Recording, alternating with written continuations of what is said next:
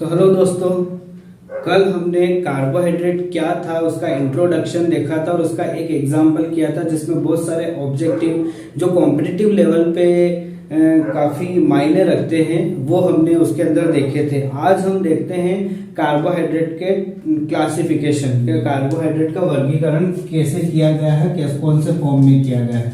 तो देखते हैं कार्बोहाइड्रेट का वर्गीकरण, क्लासिफिकेशन ऑफ कार्बोहाइड्रेट। तो फर्स्ट देखते हैं अपन किसके आधार पर, या तो स्वाद के आधार पर या फिर किसके आधार पर, तो विलेयता के आधार पर। या तो स्वाद के आधार पर और या दूसरा क्या, किसके आधार पर, विलेयता के आधार पर अपन इसको देखते हैं। तो क्या निकल के आता, on the basis of test and on the basis of solubility, इसके बेस पे अपन देखते हैं। तो पहली आती है कौन सी, शर्करा, शुगर। ठीक, शुगर के लिए नॉर्मल सा अपन एक एग्जांपल लेके चलते हैं। शुगर मीन्स अपन शक्कर। तो शक्कर का जो जो अपने को दिखता है, जैसा अपन उसको महसूस करते हैं, एक्सपीरियंस करते हैं उसके साथ, शक्कर के साथ, वो इसकी प्रॉपर्टी होगी। तो क्या होता है शक्कर, अगर कलर देखें अपन तो दानेदार होती है। दानेदार मीन्स क्रिस्टली फॉर्म में। ठीक, कौन सी होती है, क्रिस्टली। दूसरा कलर देखें तो सफेद होता है, इट मीन्स रंगहीन। गंध उसमें नहीं आती है कोई, या मीठी गंध है पर अपन इसको देखते हैं गंधहीन। ठीक, खाते हैं तो कैसी लगती है, तो स्वाद में मीठी। ठीक, पानी में घोलेंगे तो शक्कर इजीली घुल जाती है, तो जल में विलेय। और तेल या इस तेल में डालेंगे तो और उसको मिक्स करेंगे तो तेल में नहीं घुलती है। यानी तेल क्या है, एक टाइप का कार्बनिक विलायक है। तो कार्बनिक विलायकों में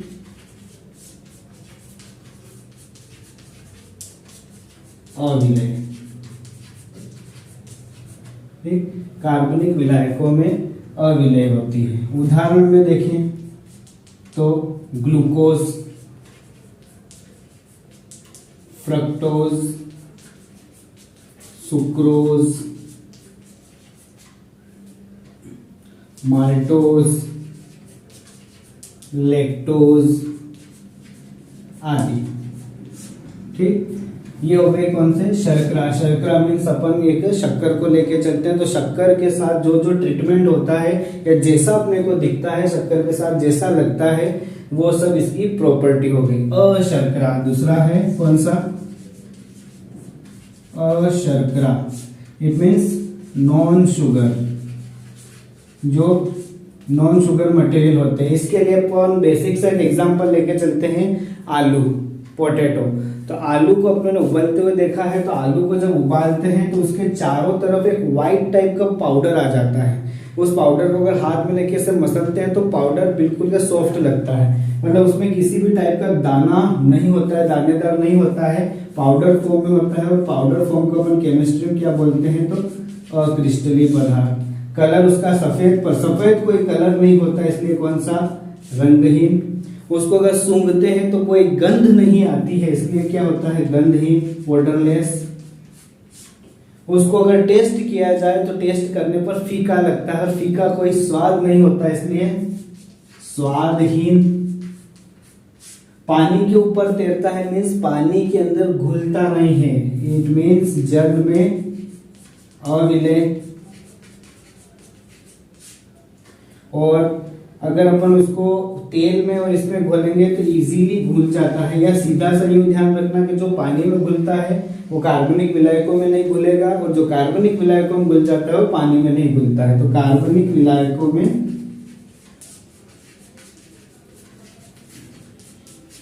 विलेय। ठीक, अब इसके उदाहरण देखें अपन एग्जाम्पल में, तो सेल्यूलोज, जैसे घास फूस, ये स्टार्च आलू में होता है, जो ग्लाइकोजन जंतुओं में होता है, जो आदि। ठीक, तो स्वाद और विलेयता के आधार पर जो कार्बोहाइड्रेट होते हैं 2 टाइप्स के होते हैं, एक शर्करा शुगर एंड दूसरा अशर्करा या नॉन शुगर।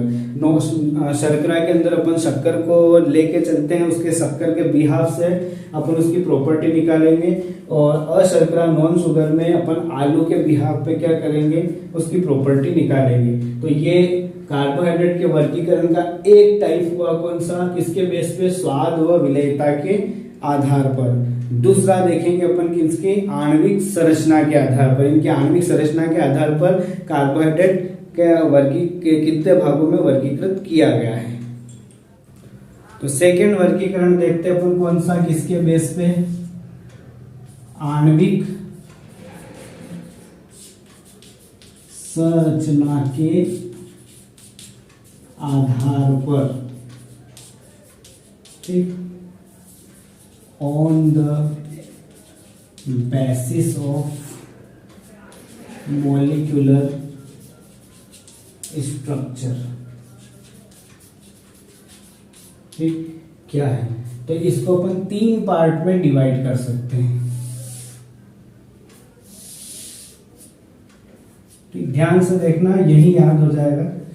पहला है मोनोसेकेराइड,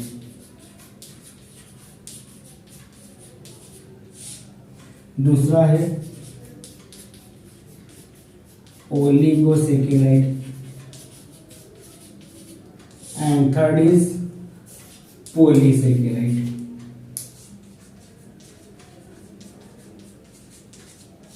ठीक, मोनो मीन्स होता है कितना, मोनो एन होता है 1। ठीक, तो 1 से छोटा अगर 1 को और तोड़ा जाए तो कितना होगा, तो 1 अगर कंप्लीट नंबर देखें तो 1 से छोटा कुछ नहीं होता, सबसे छोटा नंबर होता है 1। तो मोनोसेकेराइड, सेकेराइड यानी कार्बोहाइड्रेट और मोनो यानी 1, इससे छोटा कुछ नहीं है, मतलब सबसे सरल कार्बोहाइड्रेट है। ठीक, फर्स्ट पॉइंट।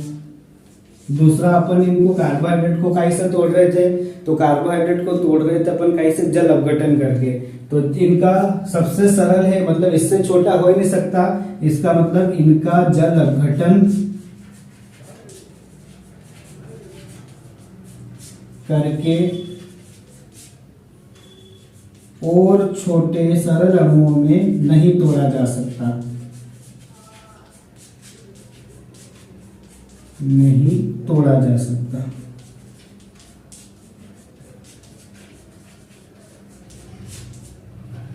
ठीक, थर्ड इनका सामान्य सूत्र देखें तो ये है CnH2n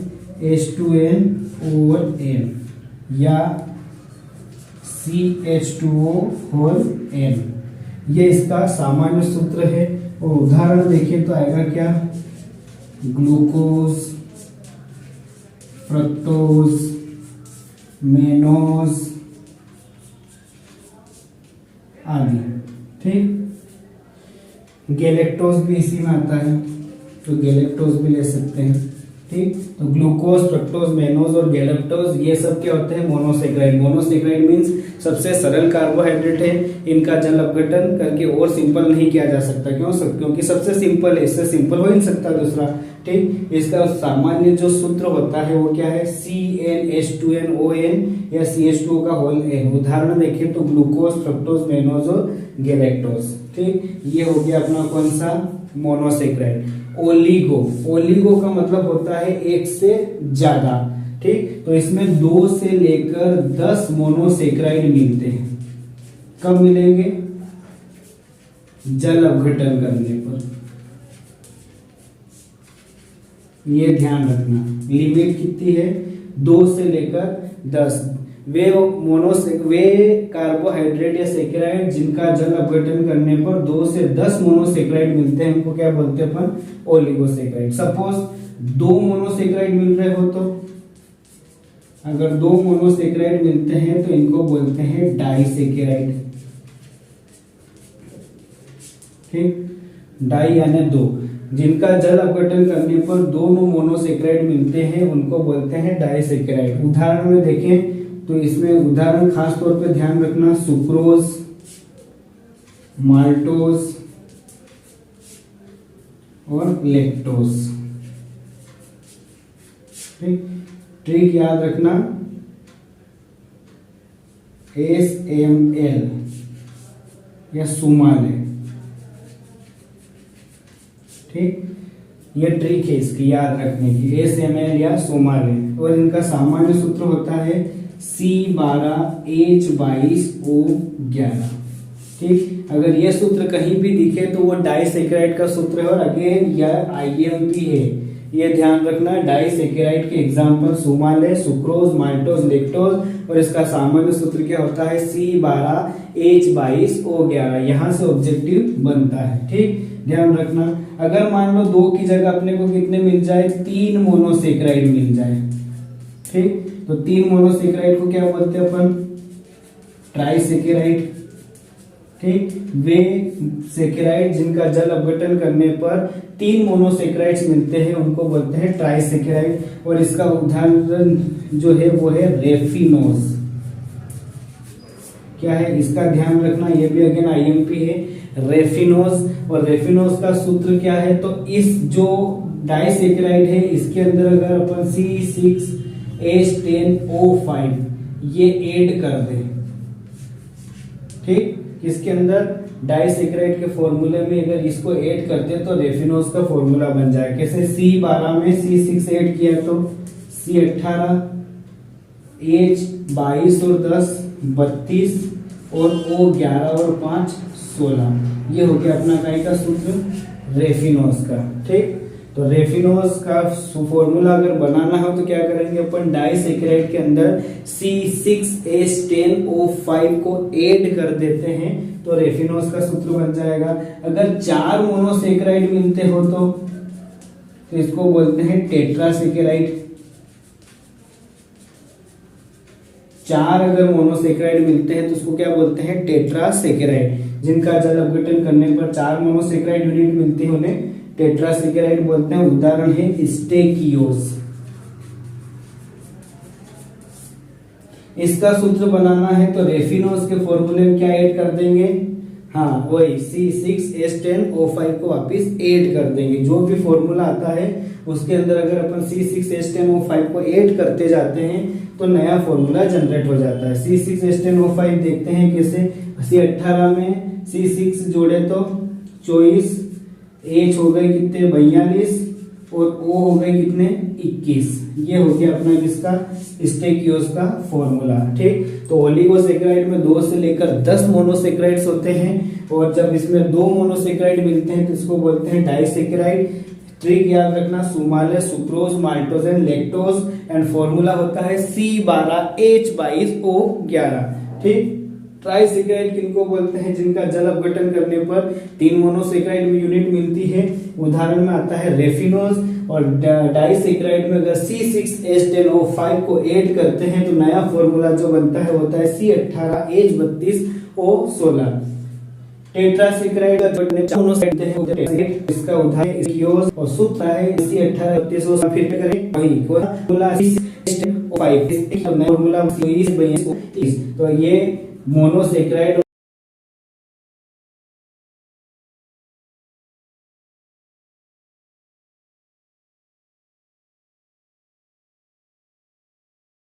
है। नेक्स्ट है अपना कौन सा, पॉलीसेक्राइड। पॉलीसेक्राइड, पॉली का मतलब होता है बहुत सारे और कितने, जिसमें 10 से लेकर 1000 या उससे भी अधिक मोनोसेक्राइड मिलते हो, मोनोसेक्राइड यूनिट प्राप्त होती हो तो उसको क्या बोलते हैं अपन,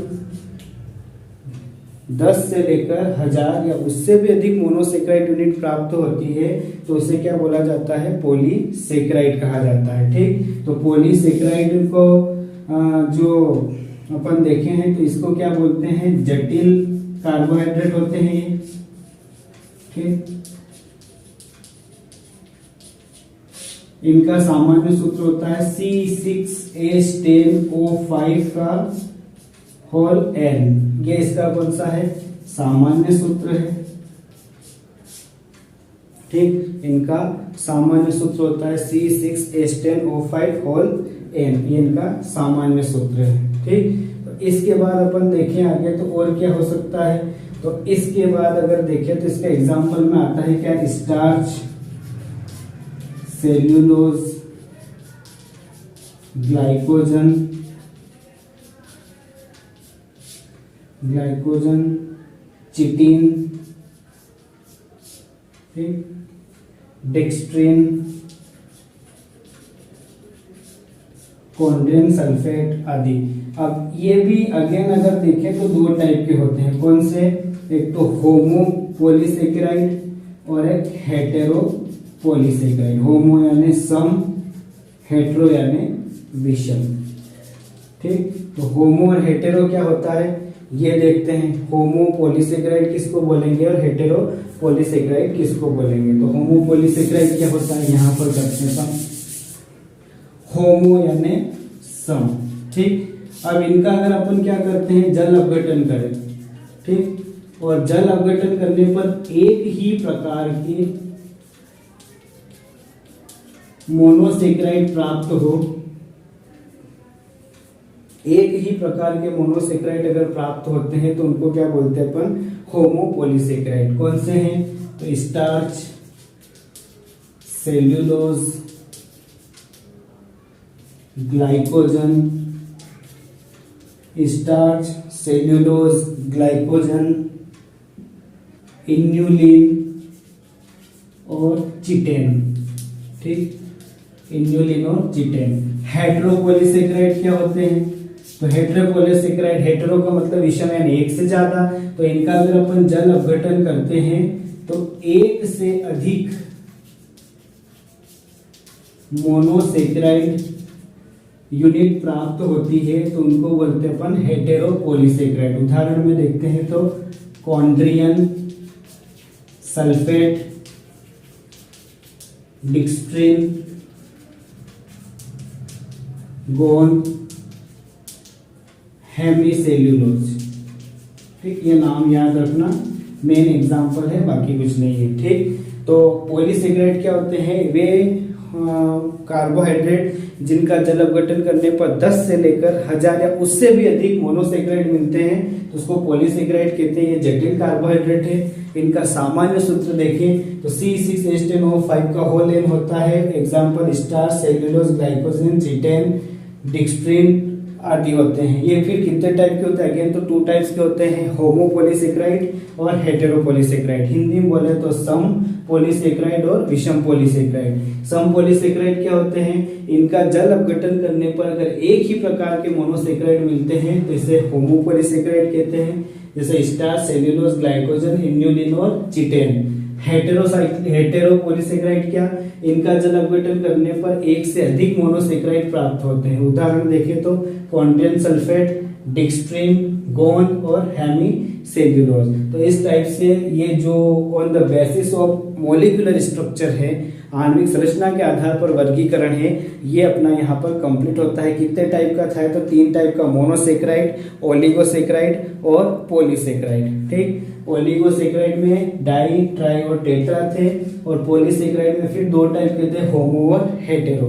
अब इसके बाद अपन देखते हैं नेक्स्ट इसका third type, on the basis of reducing agent. ठीक, या अपचायकता के आधार पर किसका वर्गीकरण? कार्बोहाइड्रेट का वर्गीकरण देखते हैं इसके जस्ट थोड़ी सी देर। तो थर्ड टाइप देखते हैं किसके बेस पे? अपचायकता के आधार पर।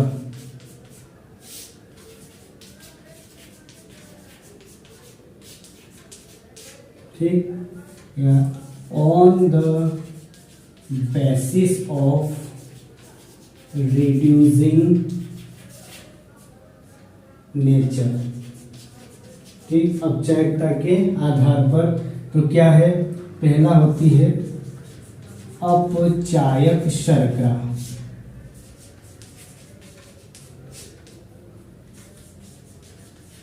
Reducing sugar. क्या होती है? तो अपचायक का मतलब होता है क्या? उसके अंदर से जो पॉजिटिव पार्ट है उसको बाहर कर दे। तो यहाँ पर 2 टाइप के विलयन होंगे। कौन से? तो टोलेन अभिकर्मक,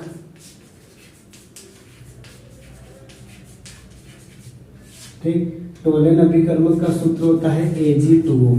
ठीक, तो इसमें से क्या बाहर कर देगी? ये सिल्वर को अलग कर देती है और क्या बनाती है? सिल्वर मिरर, या हिंदी में बोले इसको तो रजत दर्पण बनाएगी। ठीक। और दूसरा फेहलिंग विलियन। फेहलिंग विलियन का सूत्र होता है Cu2O, ठीक। फेहलिंग विलियन का सूत्र होता है CuO, ठीक। तो इसमें से इसको काई में कन्वर्ट कर देगी, Cu2O के लाल अवक्षेप में कन्वर्ट कर देती है, ठीक। तो वे शर्कराएं जो टोलेन अभिकर्मक और फेहलिंग विलियन को क्या कर देती है, अपचयित कर देती है, उनको बोलते हैं अपन कौन सी, रिड्यूसिंग शुगर।